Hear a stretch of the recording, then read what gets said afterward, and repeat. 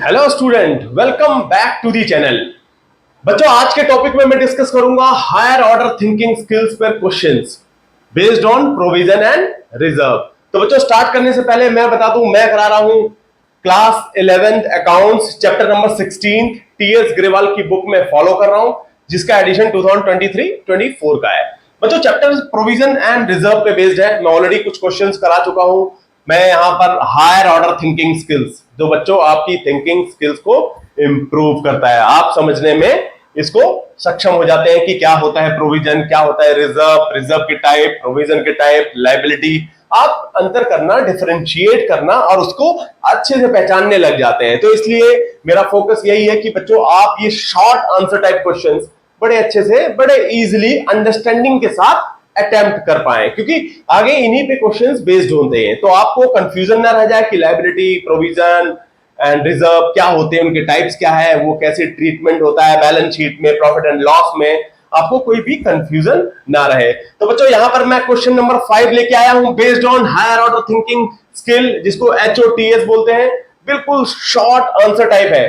तो बच्चों, यहां पर ये क्वेश्चन पढ़ते हैं, फिर हम इसको चलेंगे इसके सॉल्यूशन की तरफ, इसके आंसर्स की तरफ। हालांकि बहुत ही शॉर्ट आंसर टाइप है, बट आपको समझना पड़ेगा कि ये अगर जवाब है तो क्यों, उसका रीजन। तो यहां पर मेरा फोकस आपको समझाना है। जवाब तो आप समझ जाएंगे, बट जवाब क्यों, वो समझना बहुत इंपॉर्टेंट है। बच्चों, यहां पर कैपिटल रिजर्व के बारे में बात की गई है। कैपिटल रिजर्व मे और may not involve any receipts of cash. Do you agree? सबसे पहले बच्चों, स्टेटमेंट जो लिखा हुआ है आप ये समझो, कोई भी कैपिटल रिजर्व, सबसे पहले ये समझना, जनरल रिजर्व की बात नहीं हो रही है यहां पे बात हो रही है कैपिटल रिजर्व। सबसे पहले मैं आपको ये बता दूं, कैपिटल रिजर्व उस फंड से बनाया जाता है कि नॉन ऑपरेटिंग बिजनेस, जो कैपिटल के सेल आउट से जो भी कोई इनकम हुई हो बिजनेस में, लेट्स से बिजनेस का काम फर्नीचर बनाना है, लेकिन उसको जो इनकम हुई, उसको हुई मशीन बेचने से, बिल्डिंग बेचने से, कोई एसेट्स बेचने से जो इनकम हुई, उस इनकम से बचा हुआ जो रिजर्व बनाया जाता है उसको बोलते हैं कैपिटल रिजर्व। ठीक है, सबसे पहली चीज। अब यहां पर क्वेश्चन क्या है, सवाल क्या है, उस फंड को, उस रिजर्व को, कैपिटल रिजर्व को जब आप बनाते हैं कैपिटल रिजर्व में, क्या इसमें कोई कैश की इन्वॉल्वमेंट है? मे और may not involvement, cash involvement. देखिए, सबसे पहली चीज, कैपिटल इनकम से जो भी फंड रिजर्व बनाया उसको बोलते हैं कैपिटल रिजर्व। परफेक्ट। अब बात आ रही है क्वेश्चन, कैपिटल रिजर्व मे और may not involve any receipts of cash. जरूरी नहीं है। Yes, answer is yes, absolutely yes, because capital reserve may और may not involve any receipts of cash. जरूरी नहीं है कि कैश का ही रिसीट्स हो। क्यों? क्योंकि कैपिटल कई बार क्या होता है, कैपिटल फंड्स जो आपने कैपिटल रिजर्व बनाया है,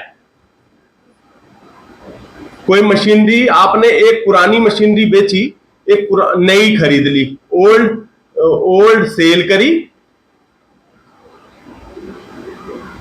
ओल्ड मशीन आपने सेल करी, न्यू परचेज कर ली। तो इससे क्या हुआ, डिफरेंशिएशन क्या हुआ, कुछ आपने जो यहां पर, लेट्स से आपने जो ओल्ड सेल करी, उसी के बदले आपको जो इनकम हुई वो सारा आपने कैश में नहीं लिया, उसके जो इनकम से आपने नहीं खरीद ली। कि कैश की टेंशन, आपने कोई जो कैपिटल रिजर्व बना के रखा है वहां कुछ भी कैश का इन्वॉल्वमेंट नहीं हुआ। हो भी सकता है और नहीं भी। तो सवाल ये है, सिंपल सा सवाल का आंसर है कैपिटल रिजर्व एब्सोल्युटली मे और may not involve any receipts of cash. Absolutely agree. So this is A correct statement. तो बच्चों, उम्मीद ये करता हूं कि आपको ये कैपिटल रिजर्व का कॉन्सेप्ट और प्लस ये पैटर्न अच्छे से समझ में आया होगा।